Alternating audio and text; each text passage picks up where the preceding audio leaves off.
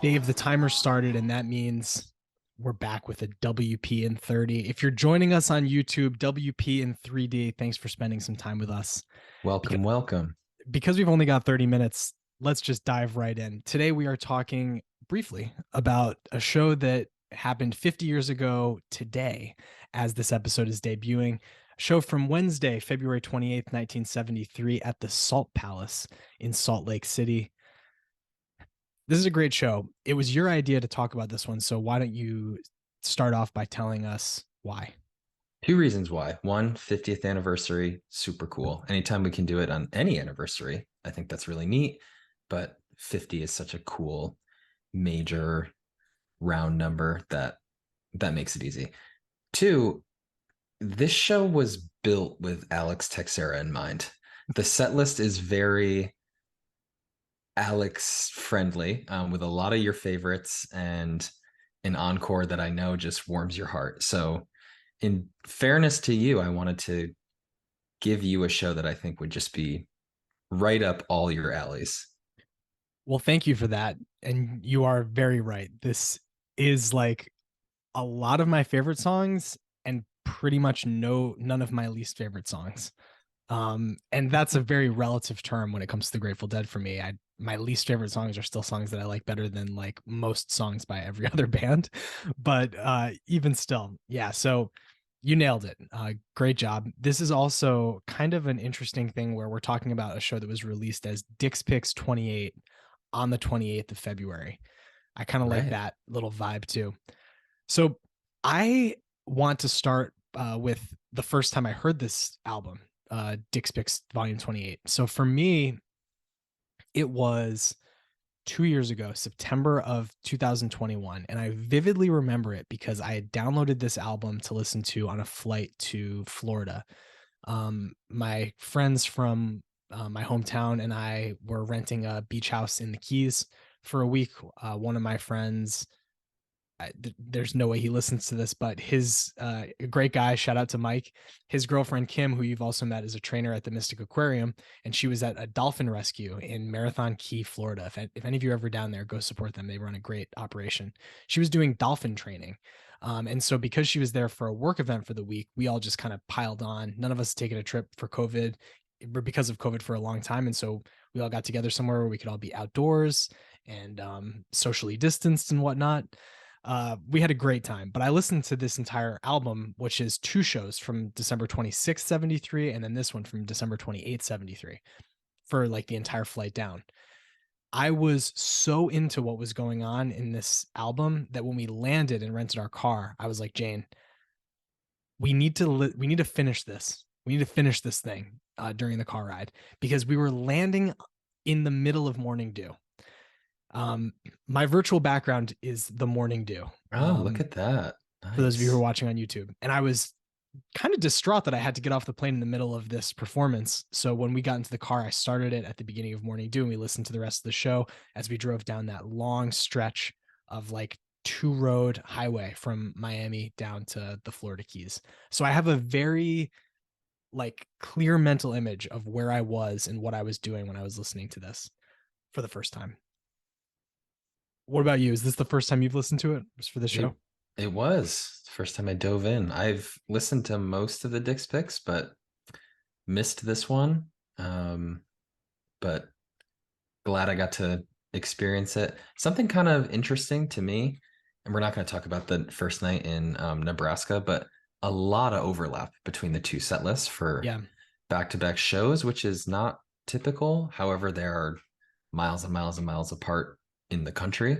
So I doubt anyone was going to both shows, but interesting that there was a lot of overlap. The previous night was in Lincoln, or the previous show was in Lincoln, Nebraska, two nights prior. Yeah, I mean, if you think about 72, it's not that crazy. I think that there were like five songs they played in both. And 72, like Europe 72, there were a lot of shows that they played like similar, a couple, two, three, four, five songs both nights. What was interesting to me is that they included a lot of the duplicates. Like there's They Love Each Other from both nights in this box. They did cut out the Promised Land from the 28th. So that was not included in this release. Um, Ah, but also there's an Eyes both nights, I believe. yep. Um, a couple others. Big Rivers both nights. So I don't know. Yeah, it is kind of interesting that there was some overlap. But no one can be mad about more Grateful Dead music in an official release like this. So I'm glad that they included it. All right, well, we're already 5 minutes in, so let's quickly get through a couple points about the year, the background, etc. This is One Drummer Dead, the mid '70s lineup. Keith and Donna, Bob, Bill, Phil, and Jerry, of course. The top album in the land on February 28th, 73 was The World is a Ghetto by War. That was also the top album of the year. Kind of surprised me because there's some really great albums in 1973, including one that was released the day after this show. And if this show went after midnight, it was already out by the time this show ended. Dark Side of the Moon, one of the greatest Oh, selling albums wow. of all time, Yeah. released on March 1st, 1973. The top Billboard song on this day was Killing Me Softly with His Song by Roberta Flack, that unseated Crocodile Rock. And it was the first of 5 weeks at the top of the charts in 1973, which made it the most common number one song of the year. I know that song better from the Fugees version, made famous by Lauryn Hill and the gang in the 90s. I think that's frankly a better version than the original. But I digress. What's going on with this year in Grateful Dead history? Well, if you've just been listening to our show and don't know anything else about the Grateful Dead history, you have no idea because somehow we've never talked about this year before. We will get into that later on in a more fulsome manner, but I do want to talk about a couple of headlines before we keep going. The main one, probably the most important thing, this is actually the last show the Grateful Dead played while Pigpen was alive. He would die 8 days later on March 8th, 1973.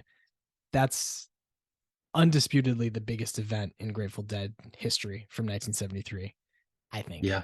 I mean, they had an album that came out, Wake of the Flood, in October, and Pigpen didn't play any shows with them in '73, obviously, but one of their founding members passing away at such a young age, especially, um, I think that is a very affecting thing that happened. So there's that. This is widely viewed as the jazziest year in Grateful Dead history. You can start to sense that in this show. There's some really jazzy moments. Mostly Phil and Bill are the ones who are leading them in that direction, I think. And it led to some great stuff. A ton of great shows from '73, a bunch of live releases, including the very last show of 1973 from Tampa was released as Dick's Picks Volume 1. Tremendous show. I re-listened to it this morning to kind of get a sense of where they were going this year. This show is where they were, relatively speaking, where they were starting. And Mm-hmm. then I wanted to hear where they would end up. Man, it was a great year in Grateful Dead music. They're just playing so well this year. Um, Ton of great songs introduced in '73. Obviously, Wake of the Flood would come out in October, so most of those songs, but quick rundown. China Doll, Eyes of the World, Here Comes Sunshine, It Takes a Lot to Laugh, It Takes a Train to Cry, Let It Grow / Weather Report Suite, Let Me Sing Your Blues Away, Loose Lucy, Peggy O, Ro Jimmy, and They Love Each Other, all introduced into their live repertoire in 1973. So just an influx of great new stuff coming into the mix. Is there anything that you see as like a through line between that group of songs, Dave, as you kind of hear them right now? What do you mean a through line? Like, if you look at the songs they introduced in 1970, it's this old weird America, this Right. Americana vibe. I don't think that there's something that's that explicit going on in '73, per se. There are a lot of like kind of complicated masterpieces though. China Doll, I definitely feel that way about. Eyes of the Eyes of World, the world. Weather Yeah. Report Suite for sure. Ro Jimmy has Yeah. that interesting reggae-ish backbeat. Like Yeah. there's They're more patient in exploring their their masterpieces. Like they're not trying to turn in 5, 6 minute songs. They're being patient and exploring their songwriting and where they can go. I think that's a good point. Like Weather Report Suite, Eyes of the World, Road Jimmy, all are fairly complicated. yeah, and they certainly make them complicated the way that they play them. I mean that Right. in the best possible way. Well, should we just get right into the music? We've got 20 minutes to go. I think we're going to need all that time to talk about the great music that was played on 22873. Yeah, we will. Apologies to this show in advance because we're not doing it justice, only giving it 20 minutes. But yeah, let's start it up with Cold Rain and Snow. Thought it was all right. I love this as an opener. This was like you talked about with jazz coming in. This was a jazzy version. Only issue on my end was Jerry's lead is like barely audible on the release, so that held it back for me. But I love this as an opener. Me too. This is a relatively long version too. It's almost 7 minutes long. So they kind of stretched it out a little bit, feel out the space of it.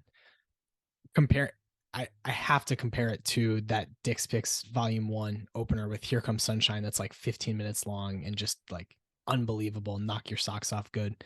They could do both things in 73. If they wanted to open the show with a monster jam, they would do it. Why If not? they wanted to open it with a quick punchy Promised Land, which I think is what they did the previous show, they do that. Somewhere in the middle is where this one falls. 6 minute, 30-second Cold Rain and Snow. There's some really good moments throughout the song, but yeah, it doesn't stand out to me. The thing that really stands out to me, the first standout of this show, is the third song. So you have Cold Rain and Snow, then Beat It On Down the Line, which is just like 3 minutes long, kind of a standard Beat It On Down the Line. I don't know if And you're then, doing it justice, man. I The masses are high on that Beat It On Down the Line. really, Number 2 on Heady version. oh my God. Yeah, silver medal. Keith balled out. Donna tried a southern accent. I don't hate it.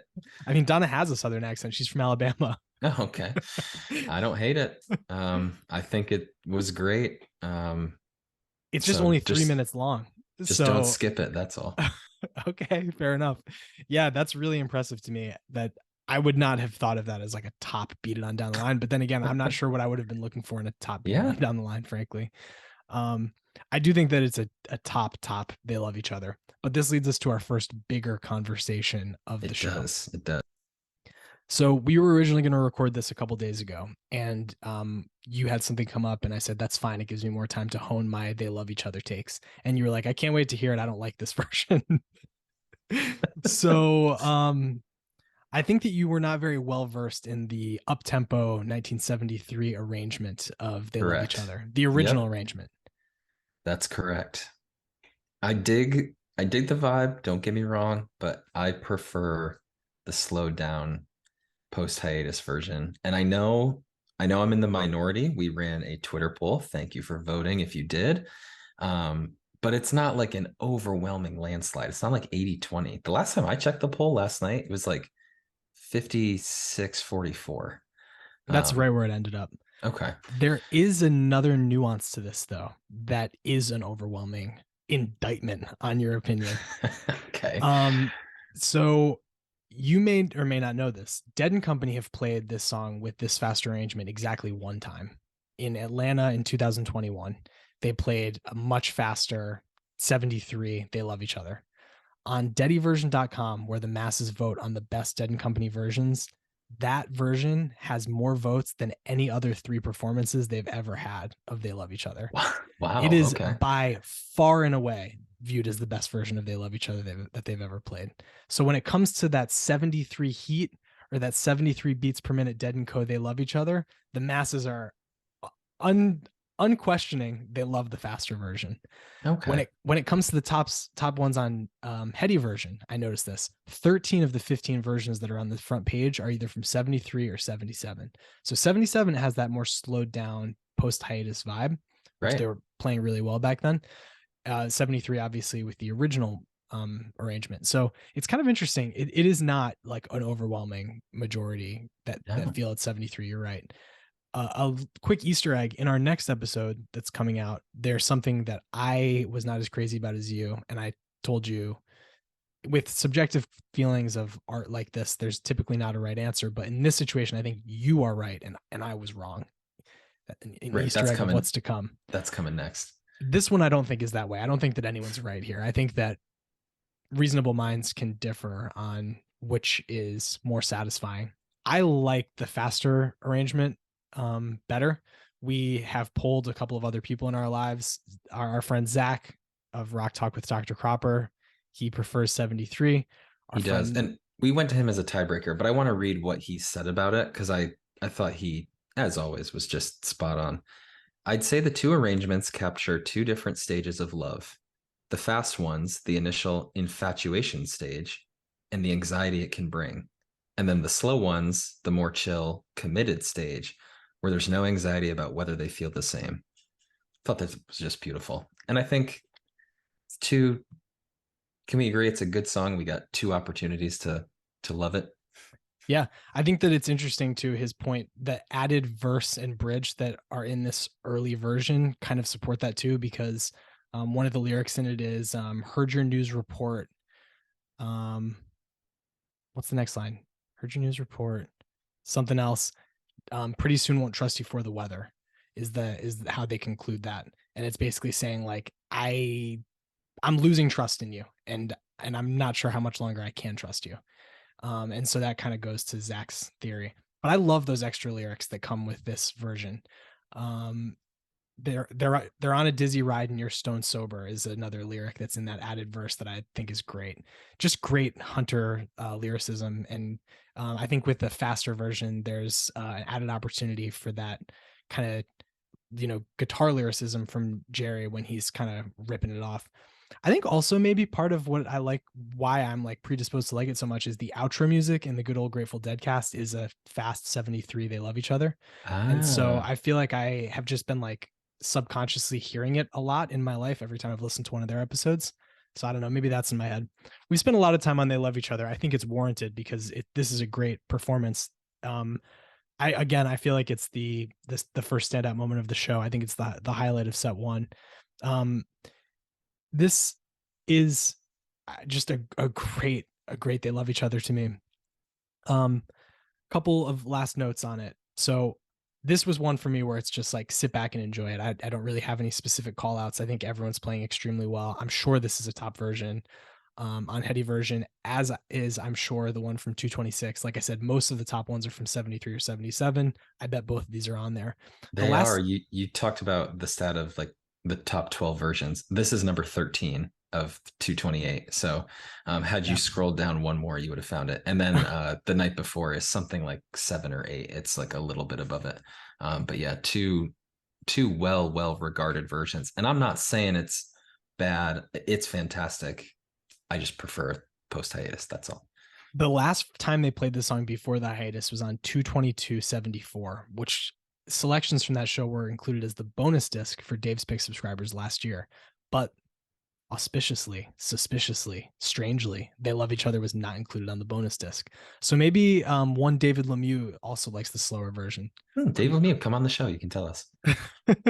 So um all right, so after a good 6 minute They Love Each Other, we get into Mexicali Blues, kind of just a good standard version. Good, decent. Yep. Then Sugary, nice Sugary. It's like 8 minutes long. They have some really nice moments throughout the song. And I mean, there's nothing that like makes it, leaps and bounds above other Sugaries, but this is a song that I really like and it's passionately played here. So I was a It, fan of this version. this version got stuck in my head a lot this week as we were listening. So I dug it. Crisp and refreshing. Um, yeah, good little sugary into a great little box of rain. Yeah, Really good box of rain. I agree.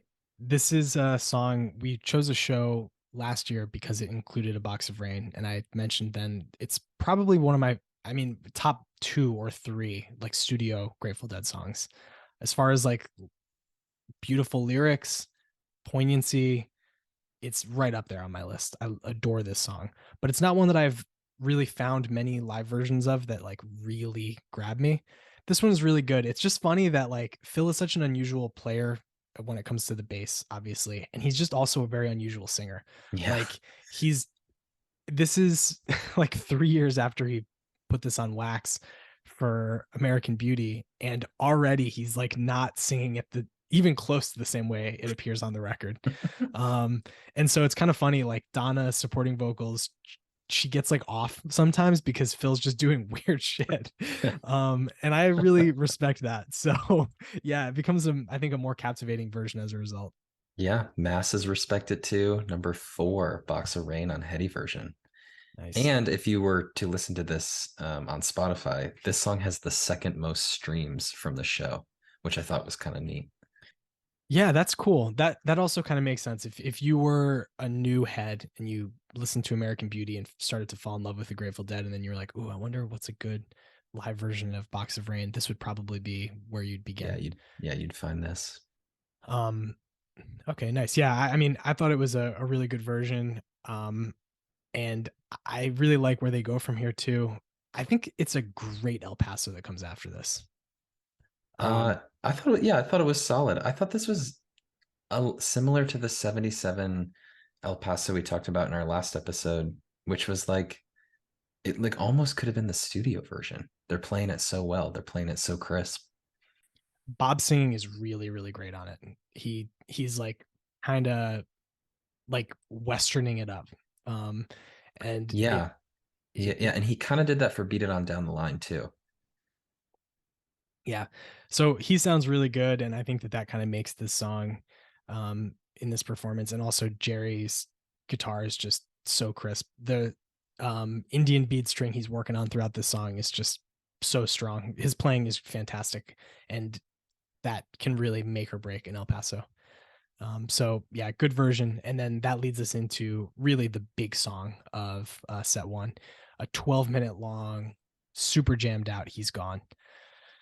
Kind of interesting. I know that this song is has nothing to do with death in its origin. That's about Mickey Hart's dad stealing from them, but it is kind of odd that they played "He's Gone" in their last show before Pigpen died. Yeah. Um, it's a this is a good version. They really work it. This song, Hmm. I think Donna's backing vocals are really good. They're very strong. Jerry's playing throughout is really good and passionate. There is a level of like fun that they seem to have with the song at sometimes throughout 73. You'll get some like woo sort of moments that definitely you don't feel here. And I wonder if maybe part of that is hard. Maybe it's hard not to think about Pigpen, who's obviously not doing well when they Yeah. play this song. And the fact he's gone literally from this, he's not on the stage, he's not with Right. them on their tour. Um, but yeah, I thought that this was a good moment. Another to me, another standout of set one. Stand out for me as well. Good until like the 9.5 minute mark, and then the outro gets great. Number 17, he's gone on HV. What about Jack Straw? Was that anywhere in the top of the charts? Not really. It was a crisp Jack Straw, but it was number 80 on Heady version. So with the amount of times they played it, I mean, you're looking at a top percentile, but Yeah, I think so. It's less than 5 minutes long, and the fact that they can find like interesting solo moments in something that's that tight made it yeah. really interesting to me. I thoroughly enjoyed this Jack Straw. Yeah. And it was kind of like the Sugar for me. I was like, when I finished hearing it, I was like, huh, I bet you that's a pretty well regarded version. And when I did my research, it was not as high as I thought. But yeah, I was really into this, especially the first half of this. I just thought they were on it out of He's Gone, Totally agree. All right, we've got about 8 minutes left, so we're gonna have to crank through the second set. which sucks because I want to spend all 8 minutes talking about this China Rider that comes next. So it's funny. I was actually about to say we should skip China Rider. Oh man, we So can't. you take China Rider, and then I'll go from there. So Okay. go ham. Really dug the China. It's got like an extended jam that plays out like Goldilocks. It's not too long. They don't jam it out too long. They don't go right into Rider. It's not too short. It's just right. Thought everything about it was great. Number 25, top 25 version on Heady version. Masses loved it. I loved it. Great way to start set two. I agree that it was really good. Just I would not have had it as a top 25 personally, but it is good. Part of the reason I guess is because I don't feel like they completely stuck the landing on Rider. I Although agree with that. I just think the China Cat is like leaps and bounds tremendous. yeah, it is really good. So I know your rider, the northbound train part is the highlight to me. Jerry belting it out. Like I said, I don't think that they stick the landing completely on that one.